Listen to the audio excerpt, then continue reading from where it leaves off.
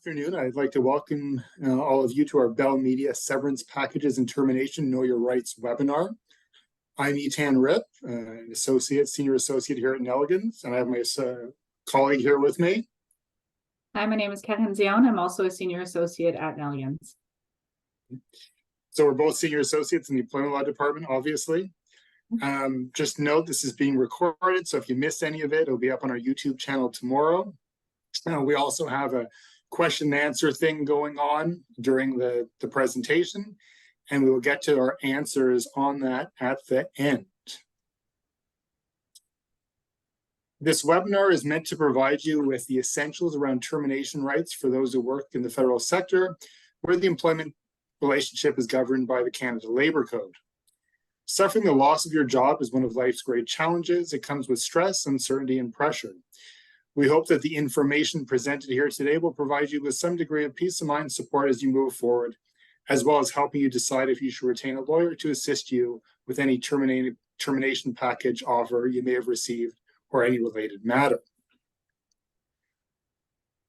Our presentation today is not supposed to replace legal advice, and we always recommend that for any legal issues, you speak with an employment lawyer. This presentation is an information-based seminar designed to increase your knowledge and awareness, but is not legal advice.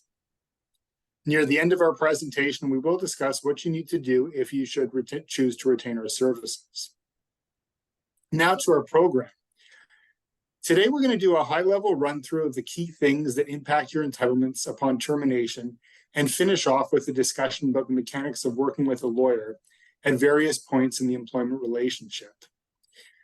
We're going to discuss where your entitlements on termination come from, the Canada Labour Code, your employment contract, and the common law, and how those work in the context of termination entitlements. We will discuss the kinds of terminations that exist under the Canada Labour Code, with particular attention to Canada Labour Code's unique unjust dismissal process that can result in reinstatement to your job. We will also delve into what reasonable notice of termination to common law is and what it includes. We will also briefly discuss concepts you may have heard of, including constructive dismissal and mitigation. Lastly, we will discuss working with a lawyer, when you should do it, why you should do it, the benefits of getting counsel involved, as well as the costs and risks involved and how the relationship works. So I'll start by discussing where the entitlements come from. So like I said off the top, termination entitlements can come from 3 different places for employees that are covered under the Canada Labour Code.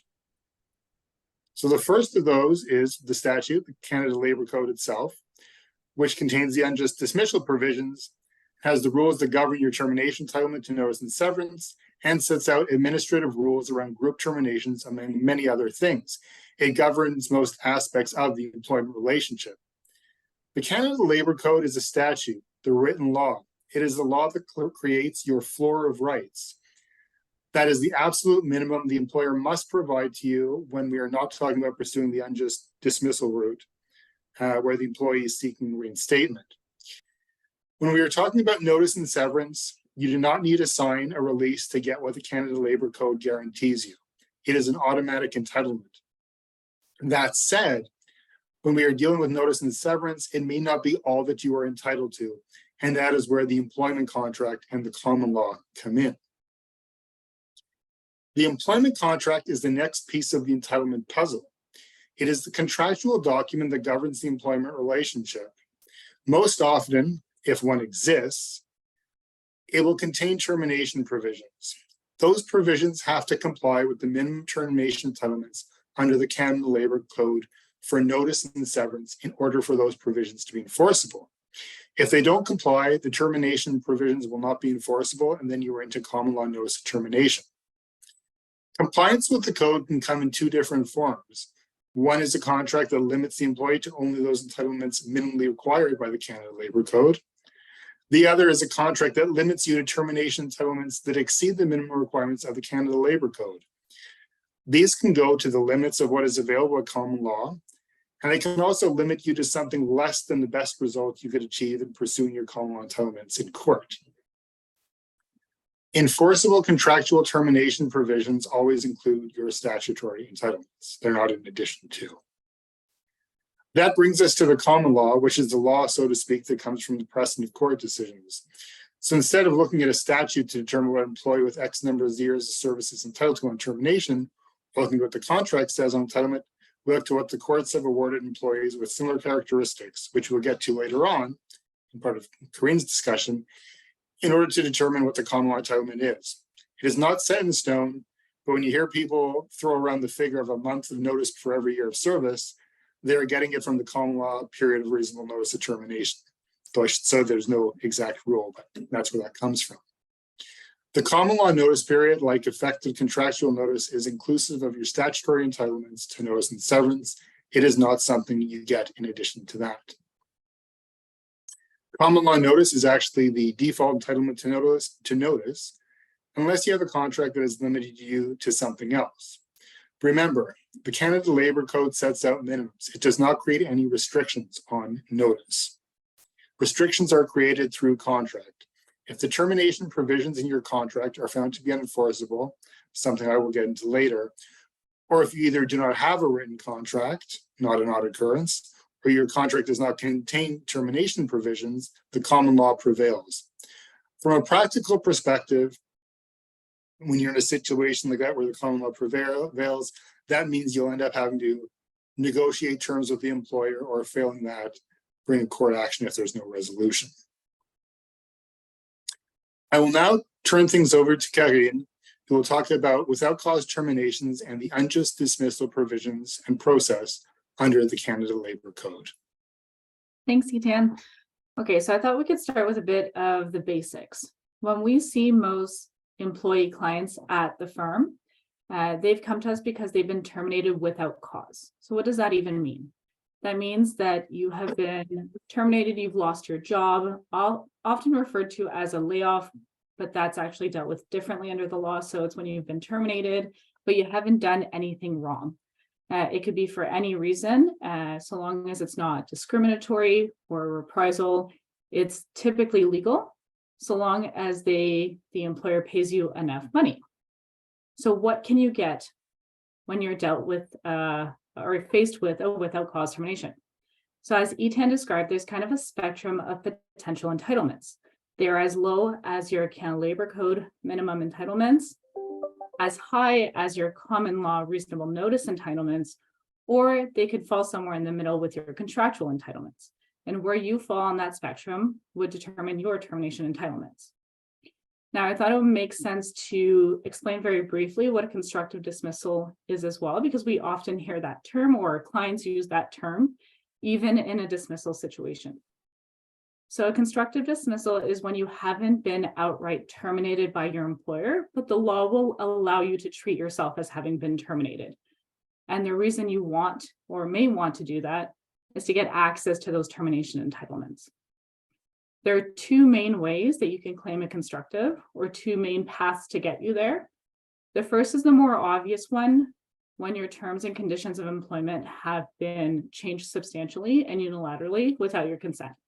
For example, if you were the CEO of a company and you've become a receptionist, that's a pretty substantial change to your terms and conditions. If your salary's been slashed in half, that's another pretty substantial change. So that's a pretty obvious way to claim, well, I never agreed to this. And you can claim constructive dismissal to get access to your termination entitlements. Now, unfortunately, that's not usually what we see in our files. What we typically see is the other way to get to a constructive dismissal, which is the environment at work, often a toxic work environment. Essentially, the employer has made it so impossible for you to continue working under the current circumstances that you're claiming a constructive dismissal. So that's just an aside for now. What is a wrongful dismissal? So that's something else that we hear a lot from our clients. A wrongful dismissal is when you've been properly terminated without cause, like in the sense of it's legal, and they just haven't paid you enough money. That's where a wrongful dismissal comes in. Now, Eytan hinted at the fact that the Canada Labour Code has a really unique complaint option in the code itself called the unjust dismissal complaint. So that's very unique to the Canada Labour Code. It doesn't exist for those provincially regulated employees. And it's a way to seek certain unique, unique remedies such as reinstatement. So what is unjust dismissal? Certain people who are less senior and covered by the Canada Labor Code are able to claim an unjust dismissal claim. Now, this claim has to be filed within 90 days of your termination date. There are 6 eligibility requirements that you have to meet to be able to make out an unjust dismissal claim. The first is that you have to have been employed for at least 12 months, 12 consecutive months with the same employer. You must not be subject to a collective agreement. You must actually be an employee. Dependent contractors would be considered an employee, but independent contractors would not. There must actually have been a dismissal. You must not be a manager or someone senior to a manager. And we can tell you that whether someone is or is not a manager under the Canada Labor Code is a hotly debated topic in our world. And then finally, there can't be another law that addresses your particular situation. So if you meet those 6 eligibility requirements, you should be able to make an unjust dismissal complaint. However, there are 2 defenses that your employer could bring forward to try to get out of that complaint. The first is a lack of work, but that has to be the dominant reason for you having lost your job, or the discontinuance of a function. So that's the bundle of responsibilities, duties, and activities must have ended for your position. So if they have either of those 2 defenses, you would not be successful in an unjust dismissal complaint. But if they do not, and you meet the 6 eligibility requirements, you should be.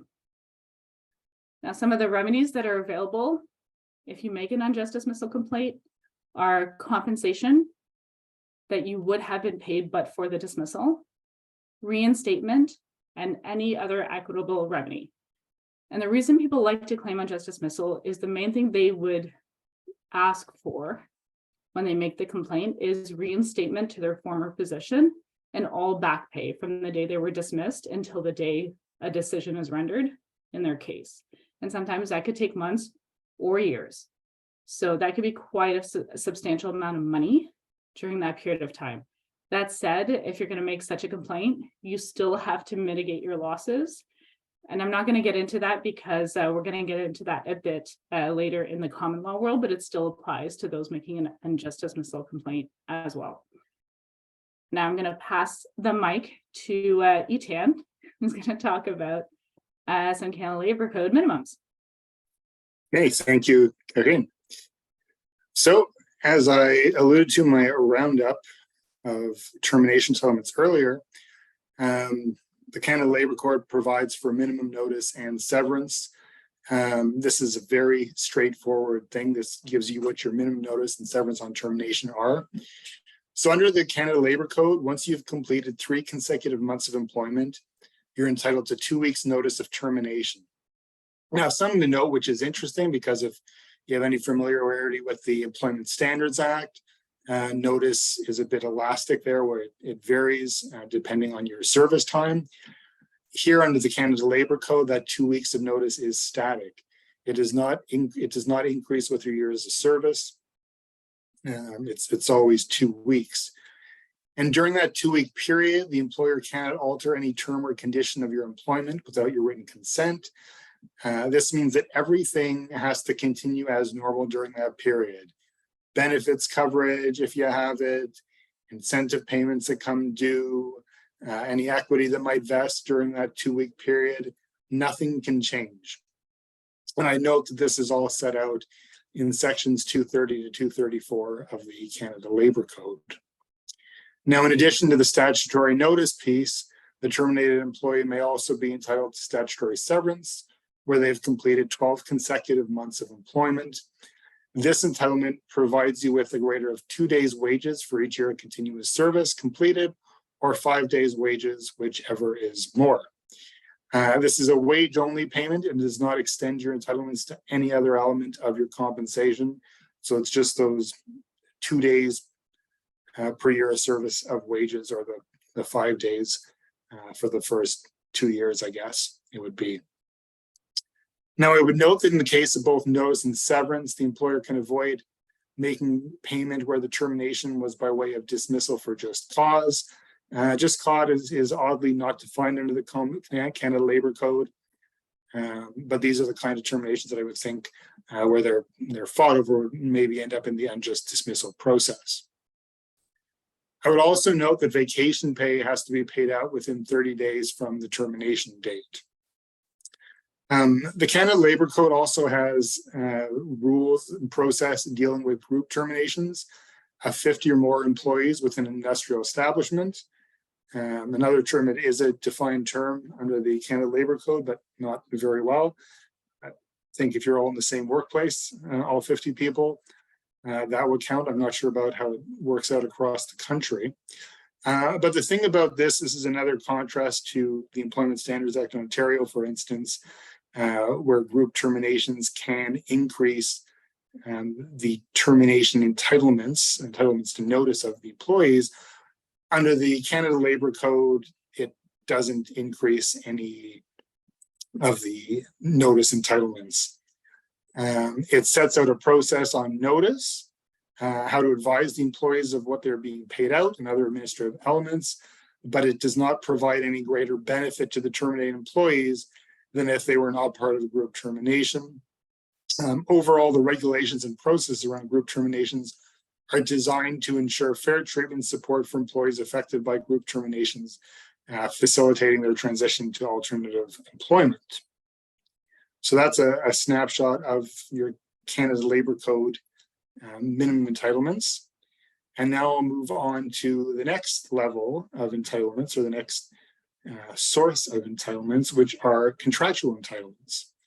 So if you have a written employment contract, and not everyone does, they often contain termination provisions, though I have seen the off contract that is missing that. And when Karine's talking about common law notice, we'll talk about what happens when that is the case, as far as your entitlements are concerned. For the purpose of this section, though, my discussion right now, we'll assume that there is a termination provision. And like I said earlier, for the termination provision to be enforceable, it needs to be consistent with the provisions of the Canada Labour Code. That means those minimum entitlements to notice and severance that I was just talking about, your written contract has to guarantee those statutory minimums are paid, and that all terms of employment are continued through the 2-week notice periods we talked about also just before. If the clause, the termination provision, fails to do any of those things, it won't be valid and you will be entitled to common law notice of termination, the court's measure of how long it should take you to find new suitable alternative employment. Now, when I say a failure to guarantee one of those items is fatal to guaranteeing the minimum notice, the minimum severance, and that during that 2-week notice period that all elements of your employment are continued as is, that's even the case where the contract pays you greater notice than the amount of notice and severance that's mandated by the Canada Labour Code, but fails to continue benefits or some other payment or element of your employment during the 2-week notice period. So it doesn't matter that your notice might actually be greater, but if it fails to continue the benefit or some other element of your employment, the provision will be found to be unenforceable. Now, once again, from a practical perspective, if a lawyer tells you that your termination clause is unenforceable, you're probably looking at a negotiation or litigation in order to get a resolution. Now, I know we're going to discuss this later, but what is often going to happen is that upon termination, you're going to be offered something superior to what is in your contract in exchange for a release. In assessing your termination package, we're also looking at the likelihood of the termination clause in your contract being held up by a court, which is why these termination provisions are so important. So compliance is not the only way a termination clause can be found to be unenforceable. There's another way, another significant way they can be found to be unenforceable. I think the easiest term I can use for that is that they're outdated. Kind of the fancier legal term we use to refer to this is the change substratum doctrine. And I'll describe it to you this way. An employee can go 10, 15 years without a new contract. So they're still on their same entry-level contract they started with. And during those 10 to 15 years, various elements of their job evolve. Their role, their duties, responsibilities, and pay, for example. All the fundamentally important elements. When the contract was entered into originally, all these things were different. The circumstances have changed, and given that change, a termination clause that was fair at the outset under different circumstances is no longer appropriate as it hasn't been adjusted given this evolution. And given those type of circumstances, the termination clause would be no longer enforceable and you'd be into common law notice of termination. So now that I have talked about how termination clauses become unenforceable, I will turn it over back to Karine to discuss common law entitlements, which is where you end up when the termination clause is found to be unenforceable. Thanks, Eytan. Or also when you don't have a contract, or else, yes, exactly. Okay, so let's start with, again, the basics. So reasonable notice at common law. What is common law? I know Eytan kind of touched on it a bit earlier, but common law is really judge-made law. So if you go to court and the court renders a decision, that decision forms part of the body of cases and judgments that we have, the common law. And the common law is really there to fill in the gaps and supplement our written laws, like the Canada Labor Code. So reasonable notice is a common law concept. It's a term that judges will use and the courts will use as how much does a person need to bridge the financial gap between losing one job and finding another. It's not meant to be a windfall of money for terminated employees, but really meant to just bridge that gap. And I know Eytan referenced the 1 month per year of service. It's not a cap, or it's not the rule of thumb. So what we typically see in cases is that when someone is entitled to reasonable notice at common law, most judges will award 1 to 2 months of all terms and conditions of employment per year of service, and they cap out at around 2 years, subject to exceptional circumstances. But you get a bit more bang for your buck at the beginning of your career, and you get and it tapers off near the end. So you might get a few months at the beginning of your career if you're terminated pretty quickly after starting, and you might have been there for 30 plus years and still only get the max of 24 months. So what is common law reasonable notice? And how does a judge determine how much you're entitled to? Well, they look to several factors. The main factors, which we call the Bardell factors, because it comes from a case called Bardell, focuses on your age, length of service, position that you held, remuneration that you earned, and any barriers to reemployment. And so a barrier to reemployment could be, for example, if you're unilingual, but most of the jobs in your sector require you to be bilingual. So that's going to make it harder for you to find new work. A court would look at all those factors together to try to determine, okay, how long is it going to take a person like you with these specific factors to find comparable work in the marketplace? And it does have to be comparable in terms of seniority, salary. It doesn't have to be exactly the same, but it has to be, we like to use the word reasonable in law, so anything has to be within the realm of reasonableness. So a bit, lower salary is okay. A bit further drive is okay. A bit lower seniority might be okay. But overall, it has to be comparable on the whole. So if you were a CEO somewhere and then the only job you can get is flipping burgers at Burger King, that's not going to be comparable at all. And you would not be forced to accept that job. Now, there are other factors that could play into increasing your notice period.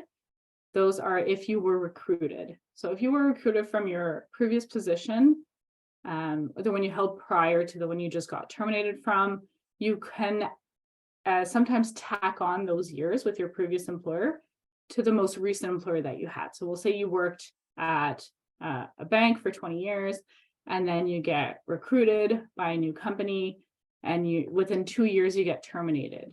There is an argument for you to not only use the 2 years you were with your most current employer, but tack on the 20 years as well, if they recruited you away from that secure employment. Another thing that might help increase your notice period is if there's a non-competition clause that exists in your contract. So for example, if it says, well, if you were terminated from this employer, you can't work for a competitor for a year, for example, but you were terminated 1 year into your employment. Some courts have said, well, if you're going to enforce a non-competition clause and there's really nowhere else for this person to work in their sector, well, then we're going to make the reasonable notice period 12 months to match up with the non-competition clause. So those are kind of the basic elements. Obviously, everything is very factually dependent, which is one of the reasons why we always say you should speak to a lawyer. There's something that exists in this common law world that doesn't exist in most of the other worlds, and that's the duty to mitigate. So what that means is that even if we were to tell you, yes, you might be entitled to 24 months of reasonable notice, that doesn't mean that you could just sit down and do nothing and wait for the money to come in. You have an active role to play. That is, you have to try to search for new employment during that 24-month period. And when I say new employment, I mean comparable employment. Again, it has to be within the realm of reasonableness based on the job you had held before. But you should be keeping track of all your searches. If you're signing up for Indeed job alerts, you should keep those, because you might have to prove to the employer that you are looking. And you might have to keep notes of phone interviews, when you met someone in person, things like that. And if you are offered a comparable job during that reasonable notice period, or court would say that you're supposed to accept it. So we'll say you're entitled to 24 months, but 12 months in, you find a new job and it's comparable on every level. Unless you've already negotiated an exit package with your employer, technically they do get a credit, a dollar for dollar credit for all new income that you earn in that new job. So technically they'd only have to pay you 12 months, not 24, because you started the new job 12 months out from your date of termination. Now, of course, that would be different if you lost your new job within the 12-month period, but assuming you don't, they get a benefit from you finding another job, and obviously you get a benefit from having found another job. So everybody wins. Now, it's different if you accept that job flipping burgers at Burger King, which is not comparable. So court would never force you to accept it. But if you choose to accept it anyways, we'll say you're scared because you have bills to pay. The court would still say that your previous employer should get a dollar for dollar credit for any income you earned during that 24-month period.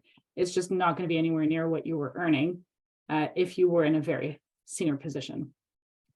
Now, the last part that's important about mitigation is if you are offered a comparable job and you don't accept it, a court would assume that you had when it's calculating your entitlements. So you can't just say, oh, I'd rather get paid by the former employer.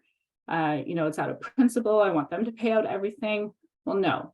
If you were offered that comparable job 12 months out and you do not accept it, and it would have made you whole, the court would say, no, you should have accepted it. You would have made the same amount of money. So we're still only going to force your former employer to pay you 12 months, not the full 24. So mitigation is very important. A lot of our cases do turn on it.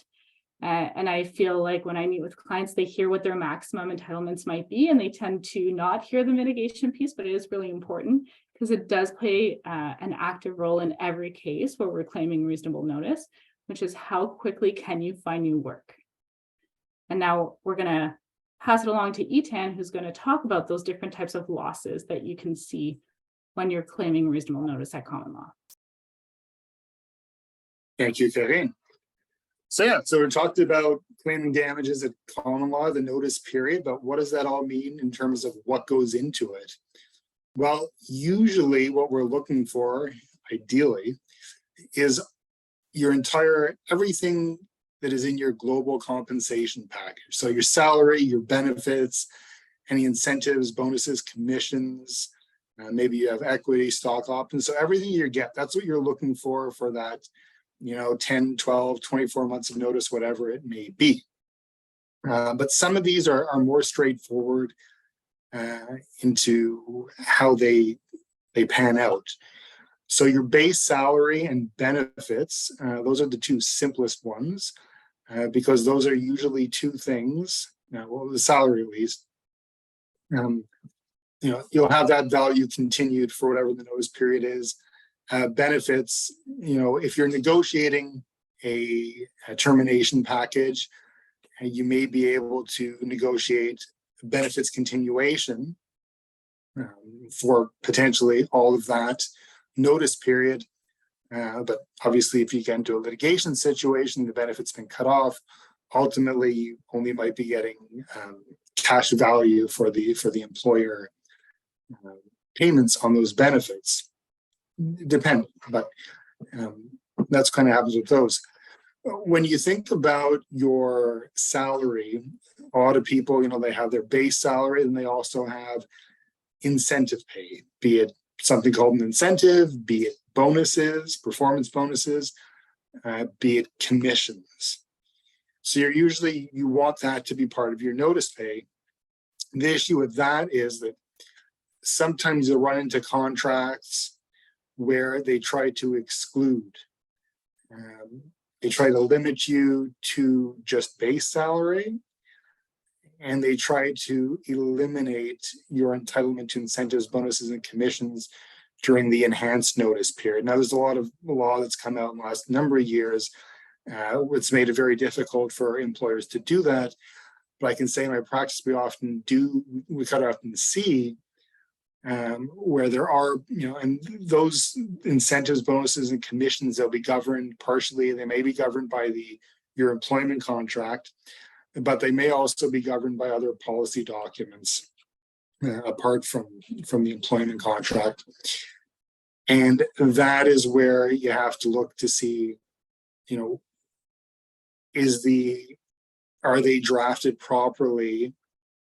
Because much like termination clauses being found to be invalid, a lot of times these clauses or provisions that attempt to limit the payment of incentives, bonuses, and commissions during the notice period might be invalid. A court might decide that either it's invalid or it doesn't work the way the employer thought it would work, and they are payable.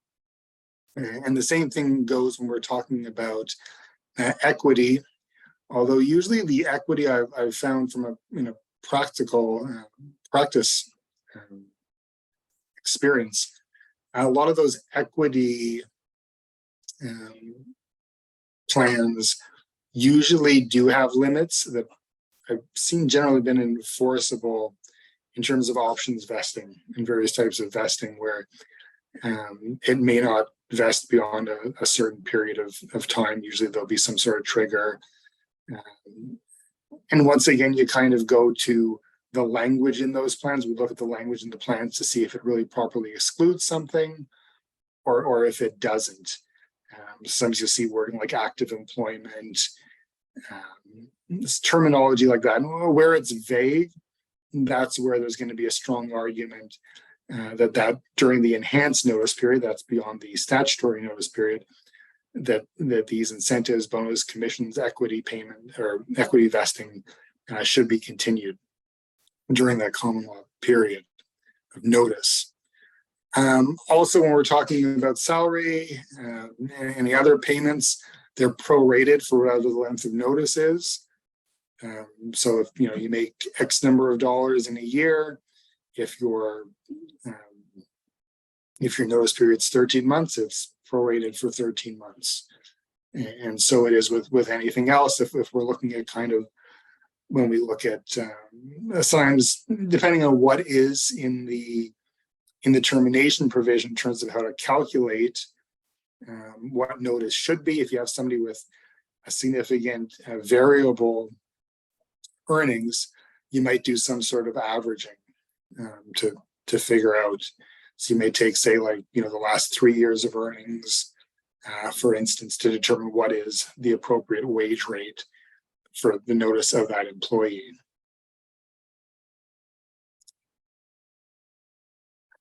So just like I was saying, just like the enforceability of termination clauses, and we're talking about the inclusion, exclusion of bonus, incentive pay, options vesting during the enhanced notice periods, those that exceed the statutory notice. These are always driven by very technical arguments around how the governing policies are drafted as to whether those things should be continued or not. So always up for negotiation or argument if they can't agree.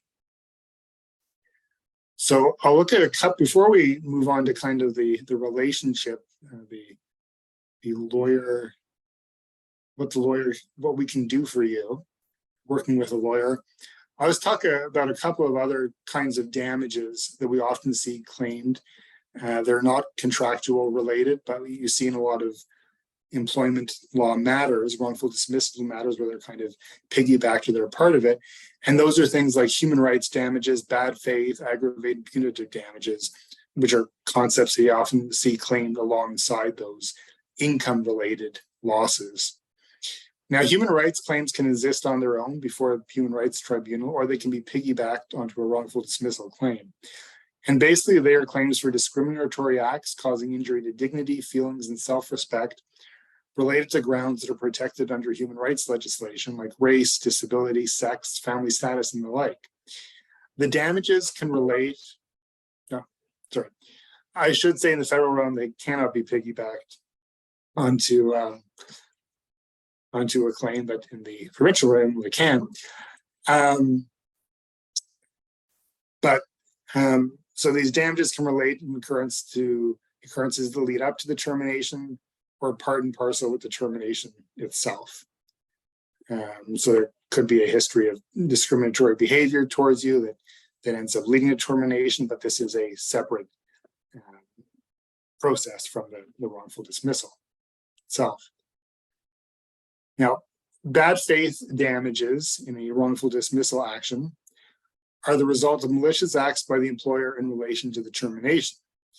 They can relate to the manner in which the termination was carried out, acts by the employer that are meant to hinder the employee's attempts to find new employment, bad-mouthing them to the former employee to potential new employers. Also, an employer terminating an employee in order to avoid paying them an incentive that otherwise would become due, or the like. Also, terminating an employee in retaliation for the employee making a complaint of some sort. Maybe the employee made a complaint to the human resource department about bullying or some sort of discriminatory actions by another employee or by management, and the reaction is to terminate the employee. So these are all the types of fact patterns that could support a bad faith claim. So now I'll turn it over or back to Karine to discuss working with a lawyer to pursue a claim. All right, so even before we've decided to pursue a claim, I want to talk about the three main reasons that somebody should seek legal advice from an employment lawyer. So the first time is when you get that original job offer. You should understand fully what is being offered to you. A lot of it in there is going to be very, legalese, sound like you understand it, but you might not fully appreciate all the legal terminology and all the law that Eytan got into with termination clauses and the nuances and things like that. So we always suggest that you speak to a lawyer before you sign off on a new job offer, because at that point, if there's any issues with the wording or it's missing something in there, you have the most leverage you're ever going to have with that employer at that point, at least typically speaking, because they've already gone through the recruitment process. They've decided they want to hire you. So you have good leverage to say, hey, I just want you to change a few things in this contract.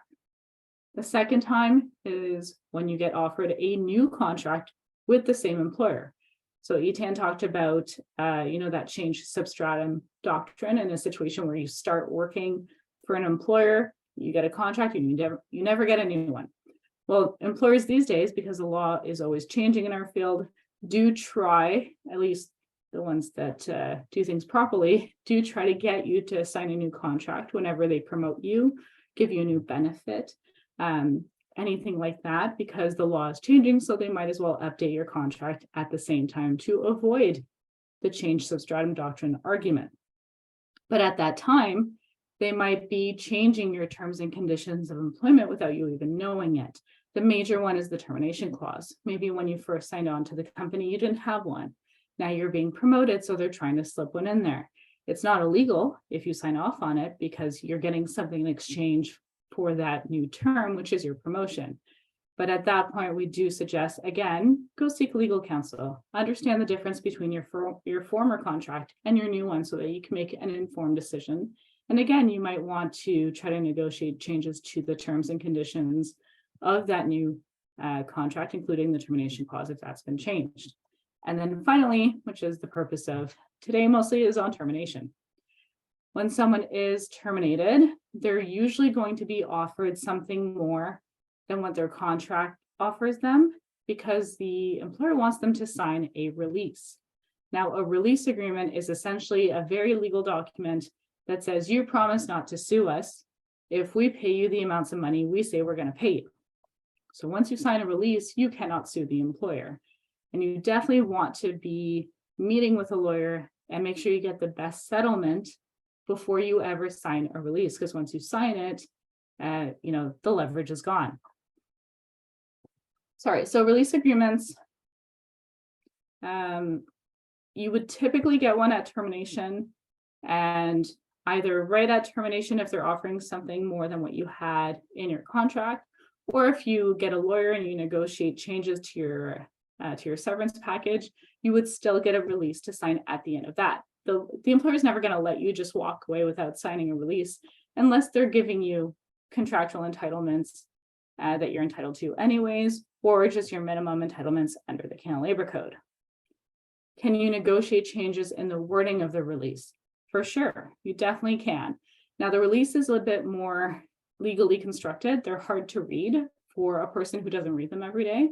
So another reason to get a lawyer involved, because it is going to bind you in a lot of ways, and you want to make sure you understand what you're signing before signing it. And if the lawyer has any issues with the wording in it, you want to make sure that they change the wording before you sign off on it. So it's only when the negotiations are done, when you know you've gotten the best possible deal, that you should go ahead and sign a release. And anyone who settles outside of court with an employer is going to be forced to sign a release in exchange for money. And can you ever not sign a release? Pretty much only if you're getting your contractual entitlements and nothing more, your minimum entitlements and nothing more, or if you go all the way to trial and you get a judgment. Those are really the only ways to avoid signing them. So 99% of the time when someone's terminated and offered more than their contract, they're going to be forced to sign a release if they want those additional payments. Now, we'll say you get your termination package and you don't like it. You want to negotiate a better severance package. So you hire a lawyer and you say, hey, I think I'm entitled to more. What does that look like? So first, the cost. Obviously, there's a cost associated with hiring a lawyer. What the cost would depend on the lawyer themselves. Every lawyer has a different hourly rate. Some work on contingency, meaning that you don't pay upfront, but they will take a percentage of what you recover at the end. So in the end, you do end up paying more in legal fees, but you're not paying them up front. So it's not uncommon during a negotiation process for you to have to spend a few $1,000s out of pocket. But during that negotiation process, lawyers will always try to recuperate those legal fees. It's one of the list of requests that they make. Not only do they say, hey, we say this individual is entitled to reasonable notice at common law, we'll say 12 months, but we're also asking you to cover their legal fees, because if you had offered them more right off the bat, they would have had to hire us in the first place. So those are the costs. The length of time in a typical negotiation situation, 3 to 6 months is not uncommon to get through the whole thing. And that's from the time you meet with the lawyer for the first time. You get they get their initial instructions, draft a letter, send it to the former employer, hear from their counsel, negotiate back and forth, settle on terms, draft those documents, sign off on those documents, and get paid. And so it's not a very quick process, but 3 to 6 months in our world is relatively quick. And obviously, the more facts in dispute, the longer the period of time it will take, because the employer does have to fact check everything that you put or that you allege in one of those letters. Some of the risks. We'll say you get a termination package. It's a bit better than what your contract says, or it seems reasonable to you. And then you meet a lawyer and they say, actually, we think you're entitled to more. What are the risks with going back and trying to send a counteroffer? Well, any counteroffer voids a previous offer. So the original offer from the employer will no longer be on the table if you send a counteroffer through your lawyer. That said, to be completely honest, I've never really had an employer not willing to put the original offer back on the table, even if they weren't willing to negotiate. But then you're still out the legal fees that you've spent to have your lawyer draft a letter to try to negotiate more on your behalf. And if the employer won't negotiate at all, and you really refuse to accept their offer, you might be forced to go sue them in court. The other risk is if you quickly find a job. So if you are saying you're entitled to reasonable notice at common law, you ask for 12 months, and then lo and behold, 4 months after termination, you find a comparable job that you accept. Well, if the other people find out, they're not going to offer you more than 4 months. But the benefits, if you retain a lawyer, most of the time, if you are entitled to more than what was offered to you on termination, they are there to help you, and they can help you get an enhanced severance package. Our goal is to put more money in your pocket, not more money into our pocket. So we want the net result to be more money in your pocket, assuming you're entitled to more, of course. We would never recommend that you fight for something that you're just going to waste your money on legal fees if the offer that was made to you was a good and reasonable offer. And now Eytan's going to explore the next steps for those interested in exploring retaining a lawyer. Thank you, Karine. So just maybe a couple of things I'll just follow up on there. When we were talking about the cost of a lawyer, we often do, or at least, well, we do ask, we try to often get some contribution for legal fees put into the settlement. Some employers do it, some employers do not. So that's always a possibility. So I just want to highlight that in case that, we talk about you're out of pocket. Well, there is a way to try to recover that part as well. So next steps for those interested in exploring retaining a lawyer. So the first thing is, there's various types of claims. Like usually you'll have an individual claim, that's what we deal with mostly. Sometimes you will have class actions. I think that's been the news with some other local company recently. So that's a more particular thing where there has to be a common issue between all the class members. But you can also, come see a lawyer as a group of employees who've been terminated. Because there's from the bargaining, like the pre-litigation setup, you may have a bit more leverage, and there's a whole bunch of you banded together. But usually what we do see are individual claimants. That's who I generally deal with. So if you're going out individually to retain a lawyer, you end up what we give you is a retainer agreement once you've decided that you want us to hire us to assist you. And the retainer agreement is a contract between you and the lawyer. I know it's another contract. You're probably tired of contracts, but by the time you've come to see a lawyer about your employment contract and a termination agreement, but it sets out how the relationship between the lawyer and the client works. It covers cost, the costs involved, sets out our hourly rates, sets out what things are disbursements, which are costs above the lawyer fees. Like think of things like courier, copy fees, court filing fees. And it says how we'll work with you, how the relationship can be terminated.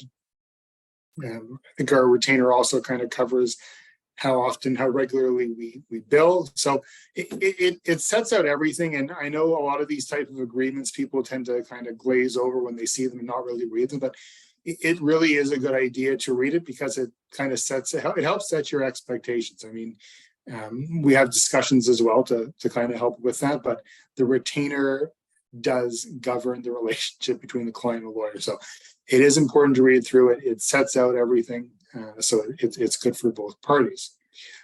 So you've retained the lawyer, you're going into or even I guess before you've, formally retained, but you're just retaining in the sense of having an intake, an initial call with the lawyer, meeting with the lawyer, just to see, if you want to pursue things, if you're going to want to pursue anything. So you're looking to just get your Say you're in a termination situation, you're looking at your package evaluated. So what do you need to give the lawyer for them to do that?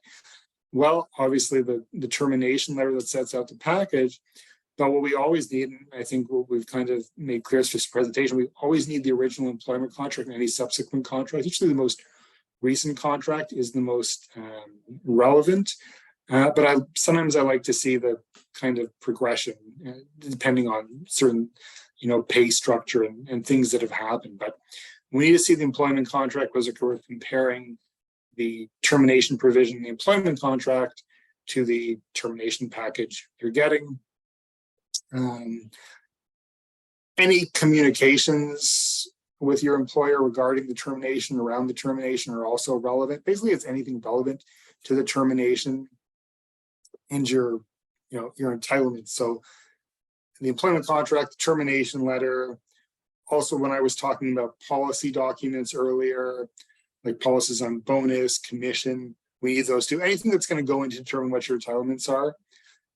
But usually, like I know for us, when we're doing an intake, we'll tell you what we need to make that meeting efficient. And it's always most efficient that you get that information to the lawyer well in advance so they can review it prior to the meeting. So it's more effective. Like instead of us having to kind of learn about what the entitlements are and what the issues are in terms of what's in the contract, we'll know that already, and we'll be focused more on your story and your interest there, and we'll be able to kind of match up what we can do for you with what's in those documents. And lastly, I just have a note here, we do run a conflict check. We obviously can't act for or act against an employer that we represent, or act for a party that is that's involved in some matter or has been involved in some matter against one of our current clients or even former clients, depending. So these conflict checks are things we run, and it's standard. Every firm does it. So some people find it sometimes suspicious that we're asking for all these names of your employer, other people involved. Say there's like a human rights complaint, we'll ask for any of the other employees' names that may have been involved in whatever interactions led to that. So those are kind of all the things that we ask for, and that you need to kind of get in lined up to take that next step in retaining a lawyer. So that concludes the main presentation here. I don't know if we have any audience questions. We do not. So I think we have some questions from submitted before our presentation here. So I think the first one, Karine, I think is for you. I think that has your name on it here. So it says, what happens if the deadline my employer gives me to sign passes and I don't sign it? By sign, I mean sign the termination package. So usually I'll just tell you what happens. The employee gets a termination package, the termination letter with this offer of a package in exchange for release, and it comes with a deadline. Sometimes can be a few days. Sometimes it can be a week or a few weeks. It really depends. But often you see, a lot of times it's 5 to 7 days or something. So what happens? You can't get in to see the lawyer or whatever. You dilly and dally on it. The deadline is passed. You haven't signed. What can you do? What happens? Well, that's a great question, Eytan. So I mean that happens often when you go see a lawyer, that the deadline might pass because there's not often a lot of time given to you to review the package with a lawyer. First thing you can do is, if you're worried, ask for an extension. Sometimes they might say no. Employers do want you to sign that release, and sometimes they're trying to pressure you. That's fine. Go see your lawyer when you have time. And if the lawyer says that was a good offer, you should have signed it, or you should sign it, then just write to your employer, say, I finally got into seeing my legal counsel. Today was their first availability. I'm prepared to sign off on the offer. Here it is. And just, I would say, sign it and send it back and see if they say anything. Again, they still want you to sign that release. So it's to their benefit for you to sign off. If they were willing to offer you something last week, why wouldn't they still be willing to offer it to you this week? And then if you're not accepting the package anyways, because you want to try to negotiate something better with your lawyer, then who cares about the deadline? It's only relevant if you're accepting it. So I say it's not a huge deal. Deadlines they're not really that legally enforceable. And because they want you to sign that release anyways, they're typically willing to put the offer back on the table. What about you, Eytan? Anything to add to that? Yeah, no, I mean, if you're not going to take the offer, what does it matter that the deadline is passed, right? I mean, that's the only thing. I mean, oftentimes, I think you kind of alluded to this, like we talked about this earlier, you know, the worst thing that can happen is you send a demand, and then they come back with our original offer stands, right? That's often what happens. And, you know, the risk to the employer of a lawsuit or an action still remains after that deadline is passed, right? That's ultimately the real driver here. And that hasn't changed within those 5 to 7 days. So, yeah. Okay, totally. and the next sorry. And the next question is for you. So will negotiating hinder my chance at getting a reference from my former employer?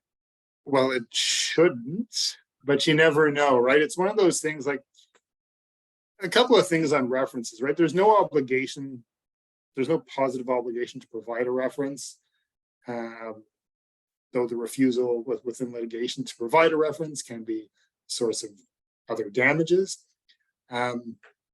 But let's just say we're negotiating here, trying to negotiate a termination package, will that hinder your chance of getting a reference?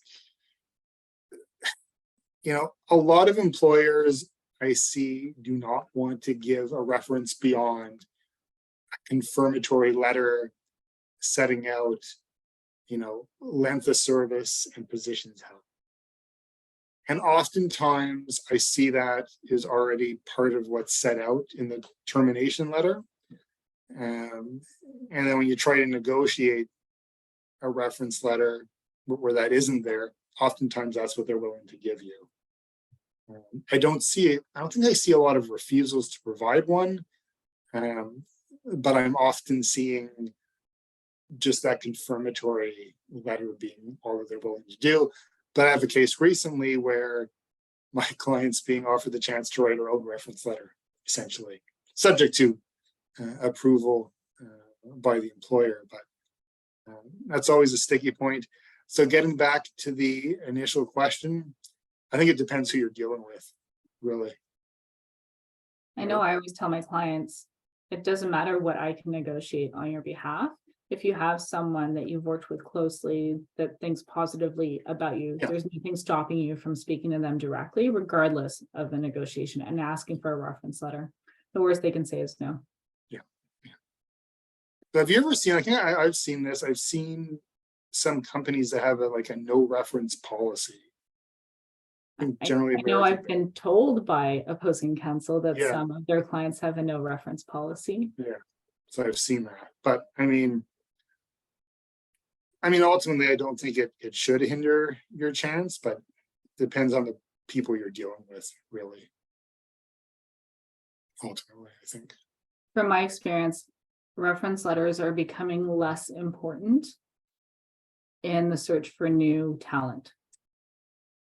Yeah, I think as kind of the recruiting world is really growing, those references kind of fall by the wayside. Well, not by the wayside, but there's a different emphasis in what we've seen. So I think that's all our time. It's an hour has gone by in a flash. So I'd like to thank you for joining us. And please feel free to email us or send us any questions, or if you want to talk about explore retaining a lawyer. So do feel free to contact us about the presentation or any next steps. So thank you very much for attending.